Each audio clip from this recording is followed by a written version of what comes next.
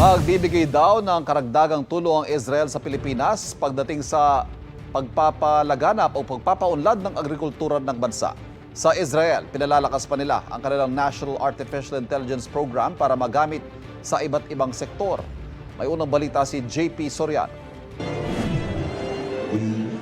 Sa 77th Independence Day celebration ng State of Israel sa Pilipinas, inanunsyo ng Israel ang mas pinalakas na kooperasyon nila at ng Pilipinas pagdating sa agricultural technology.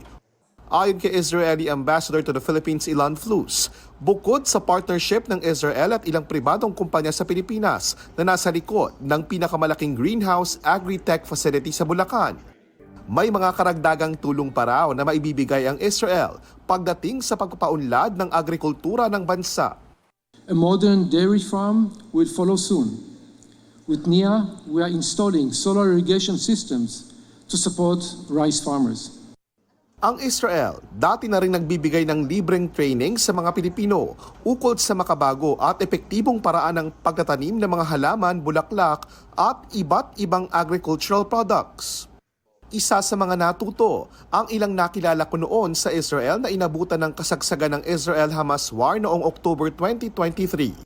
Muli ring kinilala ng Embahada ng Israel ang mga natatanging kontribusyon at dedikasyon ng mga Filipino caregivers at hotel workers sa kanilang bansa. Handa rin daw ang Israel na tumulong sa Pilipinas sa iba pang aspeto gaya ng defense at security. The Philippines is committed to further strengthening this multifaceted partnership.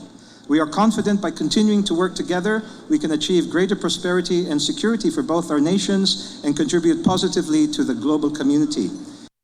Dumalo rin sa pagtitipon si First Lady Liza Araneta Marcos at iba pang matataas na opisyal ng gobyerno at diplomatic community. Sinubukan ding magtanong ng unang ginang sa hologram version ni Ambassador Flus na pinagagana ng AI o Artificial Intelligence.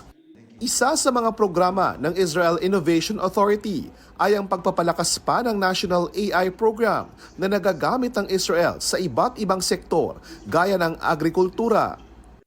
During your time here in the Philippines, which place is the most memorable to you?